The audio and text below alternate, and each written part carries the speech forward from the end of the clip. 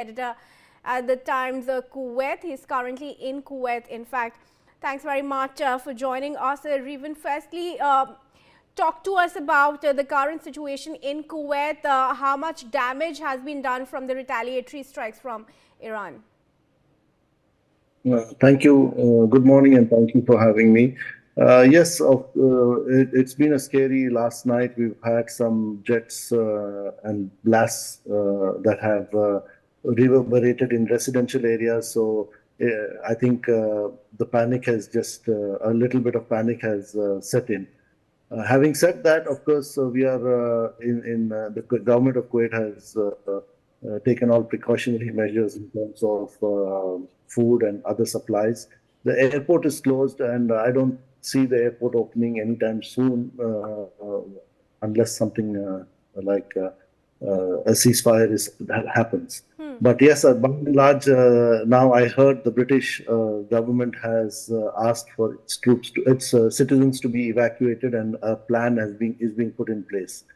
Unless hostilities subside or come down, I don't see the situation getting better, because the Iranians are now, they have no holds barred, and they have made it very clear that they are going all out against any targets.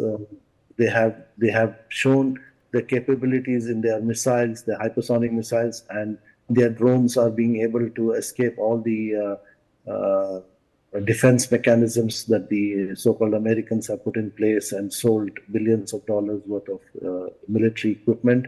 And I don't think that that's working too well. But nevertheless, it's a case of being like a sitting duck right now, because the countries here are not retaliating. We are only defending, and there's so much you can do in defense. All right. Iran is saying that it is only targeting the US bases in other Gulf states, but there are reports of crucial infrastructure, hospitals and schools being targeted, and also of civilian casualties. Do you think Iran's retaliation risks it making enemies now in the Gulf region? No, there will be a new scenario evolving out of the situation, but that is for a later date, a completely new scenario, geopolitical, a new, defense strategy, and so on. But having said that, Iran is not, there are no schools and hospitals targeted as yet, and Iran is not targeting, in my opinion, at this point, like the Americans or the Israelis who have targeted and killed children in schools. Nothing like that has happened. Iranians are, I think they have identified areas like the embassy of United States has been targeted, in my opinion. Yeah, but hotels and, airports hotels are not in Kuwait, not in Kuwait, but okay. those hotels in Bahrain and some places where they're not schools and hospitals. Areas, and those hotels, hotels where, airports, those hotels where, those hotels where they probably assume that the military is staffed there.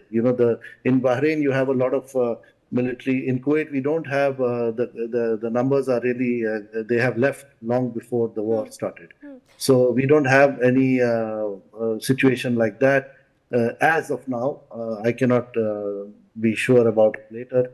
But yes, facilities are being targeted. The naval base has been targeted. The airport has been targeted. The air base has been targeted. So that's a clear indication that they know what they are doing.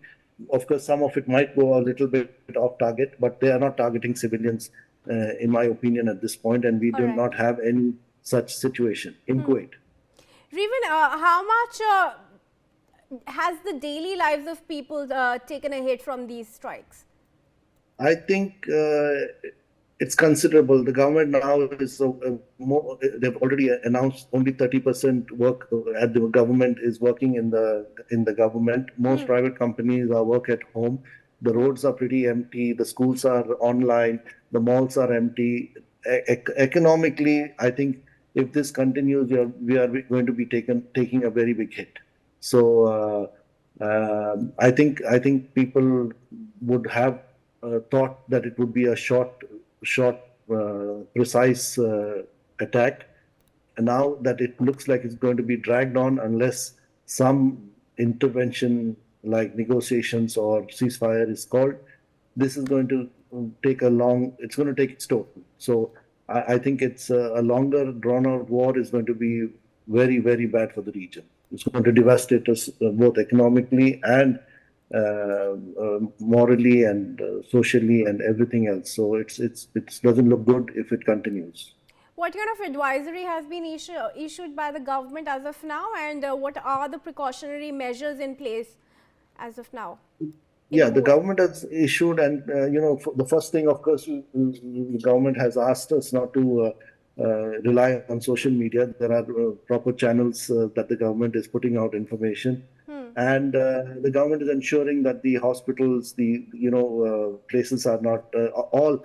We are in the holy month of Ramadan, which means that many people here fast. It's a very somber month, and people are mostly, let's say, having iftars and these gatherings that are all cancelled. So that's one thing that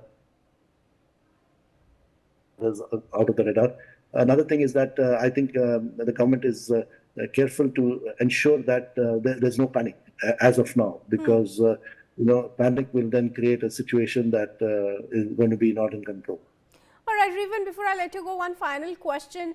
Now, the Pentagon has confirmed that 3 US servicemen were also killed in Kuwait. There are also warplanes that have crashed.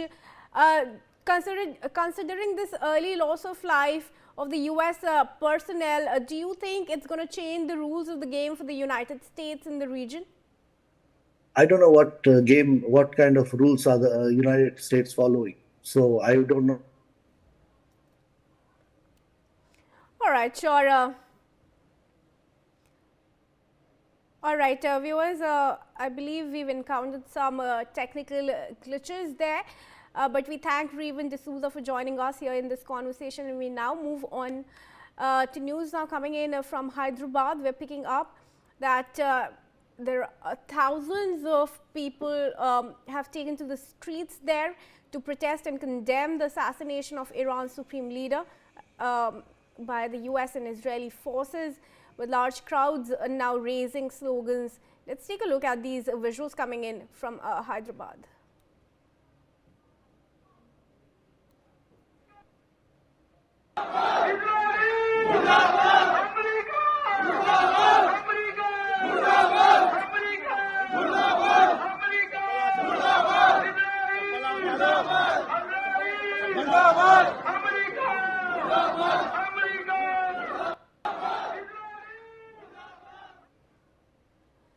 All right, let's go across to Commander Bhushan Dewan, who's there with us. He's a defense expert. Commander Dewan, we were talking about the situation in Jammu and Kashmir, but now people in Hyderabad are also protesting. How long do you see this spreading across India, these protests?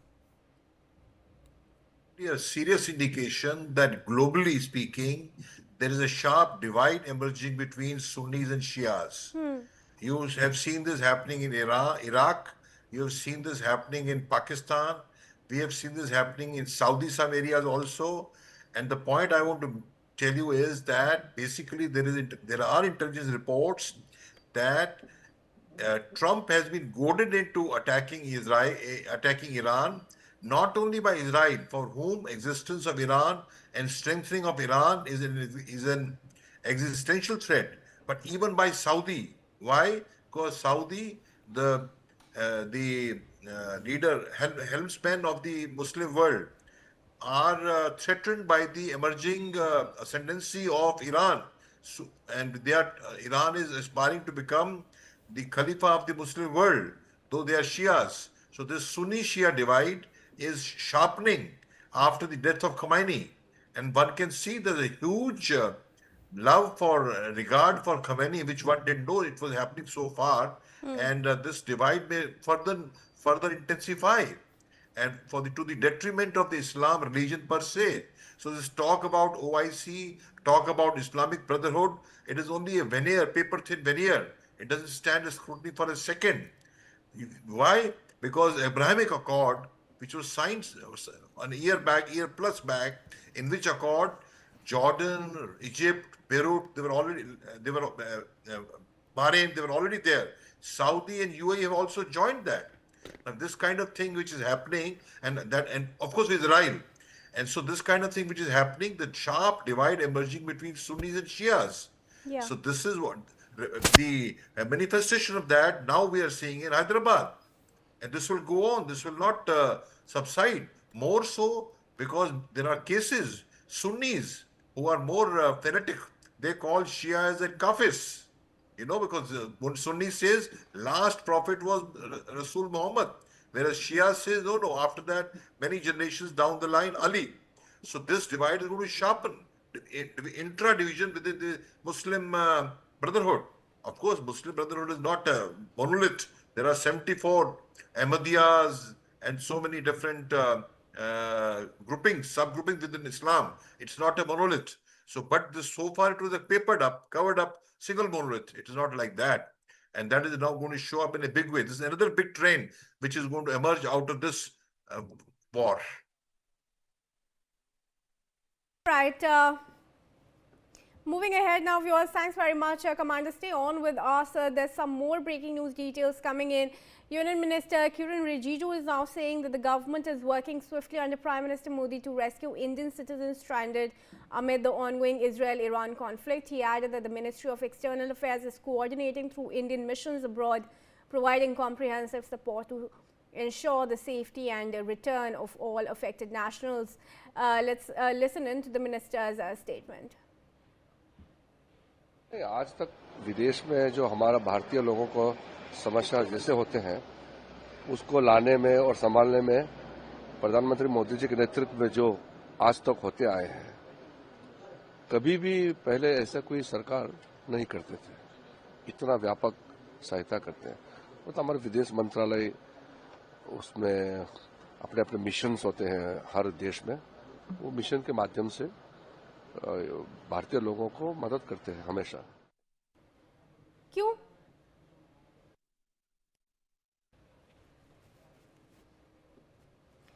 All right, viewers, Union Minister Kiran Rijiju, of course, issuing that statements. Malika Pandey has joined us in this discussion. She's a foreign affairs expert. Malika, thanks very much for joining us. There are a couple of Indians still stranded in Iran. We had some students also reaching out to our channel, extending a voice, extending a call to the Prime Minister to rescue those stranded in Iran. What kind of steps do you see the government taking? Of course, there were some evacuations that were made prior to the war, but are there any routes open, or is there going to be any window where the remaining stranded citizens of other nations can be evacuated? Evening. Last year, if you see, there was a massive operation in which, our Kiran Rijiju, I was just listening into the speech. So he said that there's been no government which has evacuated Indians in large number. This is very true under the leadership of our Prime Minister. If you see, last year, Operation Sindhu was conducted after the June 2025 strikes between Iran and Israel. More than 4,000 Indians under this Operation Sindhu were rescued from both Iran and Israel. And this year as well, a lot of MEA advisories, 24/7 helplines have been issued. A lot of Indians were evacuated even before the war started, like you rightly said. And even after the war, the Indian embassies in Tehran and Jerusalem have been very, very proactive in rescuing Indians. So yes, the government is helping the citizens very actively. All right, stay on with me, Malika. Viewers, we proceed to give you some more details. China has now also strongly condemned the US and Israel over the killing of Khamenei, calling it a grave violation of Iran's sovereignty and security and a breach of the UN Charter. Beijing's foreign ministry said China urged an immediate halt to military operations and called for de-escalation to restore peace and stability in the Middle East and around the world. In fact, let's also tell you that Amazon's cloud division is saying that its data centers in Bahrain and the UAE were experiencing power and connectivity problems amid Iran's retaliatory strikes. Two of Amazon cloud unit zones, which are clusters of data centers in the UAE, were without power. The company said on its status page. AWS has also stated that one zone in the UAE was affected after objects struck the data center and created sparks and fire, following which power was shut off. Revan D'Souza is there with us in the discussion here. Revan, firstly, do complete your point over US engagements in the Middle East and West Asia. Do you see that the death toll that its servicemen have suffered in Kuwait is going to deter it or change its tactics in the warfare? No, yeah, let me just what you say, add to what I already said. The rules about the US, I don't understand what rules they're following, so I could not say if they change the rules. But it's very clear Trump has said from the beginning that we are going to lose. There's going to be loss of servicemen. There's going to be I'm sure they did not expect not to lose people when they went into such a big war. So right now, the numbers are sketchy. We have some numbers which they have admitted to, but we don't know the full scope of the numbers. And that scope will be released as and when they deem fit, because everyone's hiding their numbers and showing that they are winning the war. This is partly true and this is partly incorrect, because only when the Iranians hit the death of their leader Khamenei, same way the US has been delaying in releasing information that in a way we already know what's happening. So I don't think they have. I'm sure the US and Israel have an action plan, and so do the Iranians. And I don't think they're changing the game in midway. It's going to be. It's just going to get. The Iranians are doing what they said. The Americans and the Israelis are also doing what they said. I don't see any miscommunication in that. However, having said that, I think the pressure from the Gulf states, because now they've just bombed a refinery in Saudi, and the Strait of Hormuz is technically almost closed. This is going to choke the region. We've already have scenarios where we know what happens if this is going to this playbook is put in play. So I think negotiation and the window to negotiation and opportunity to let's say walk back or step back without losing face might be a solution.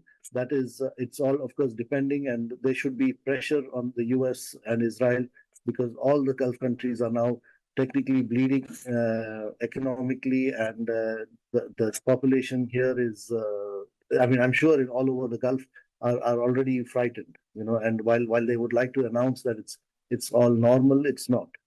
And I think countries like Bahrain, Qatar, Dubai are facing the wrath of the real Iranian force. Do you think that the Gulf nations could be dragged into this war if it continues for another 3 or 4 weeks that Trump is saying? I don't know Trump's what's in his mind, but the Gulf states are already dragged into it. Like it or not, they're dragged into it. I told you a new geopolitical, socio-political scenario will emerge after this, based on so many calculations and permutations. There's going to be something really changed that we are going to see in the long run. But for now, we want peace. We want the hostilities or the attacks to cease, so that innocent people's lives are not lost. And points that people want to make points or brownie points or achieve some goals which seem highly unlikely in this scenario. It's at what expense? They are trying to do something at the expense of million. There are more than 8.5 million Indians here. There are 2.5 million Filipinos. The whole world, there's people from all over the world, including their own nationals. So it's technically a very bad scenario if it drags on for a few more days, forget All right. weeks. All right. Revan D'Souza, thanks very much for joining us and speaking to us here at NewsX. And in fact, moving ahead now, viewers, some more breaking news details coming in. At least 555 people have been killed in the US-Israel strikes across Iran. The Iranian Red Crescent Society has confirmed this. Major news also coming in and now. According to reports, Ayatollah Ali Reza Rafi has been killed in the strikes in Iran. This comes as Iran is grappling with an unprecedented leadership crisis following the reported death of longtime Supreme Leader Ayatollah Ali Khamenei. Remember, in a swift response, the country's political and religious authorities appointed Ayatollah Ali Reza Rafi as the interim Supreme Leader, tasked with maintaining stability during the delicate transition.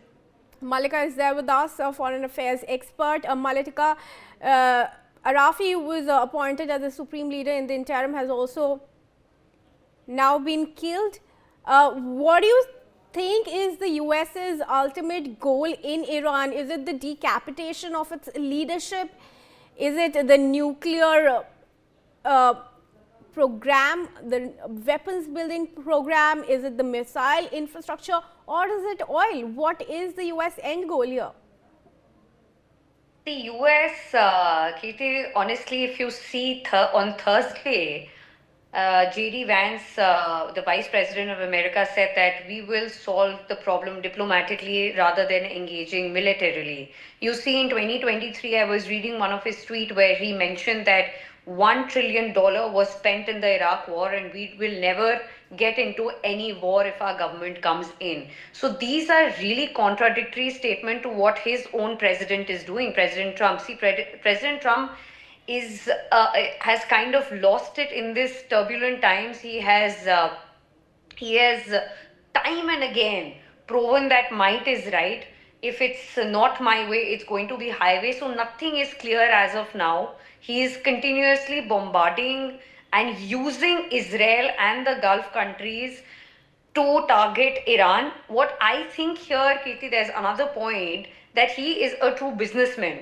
He wants the arm and ammunitions to be sold to all these Gulf countries which are now being attacked by Iran, like he did with NATO. He told that I am going to occupy Greenland, and then what did the NATO do in response? They started buying more arms and ammunitions from America. So Malika, this is sorry, what I'll is have to America's interrupt strategy. you there, but I hear your point. Thanks very much for joining us. Viewers, we now slip into a very quick commercial break. Stay tuned.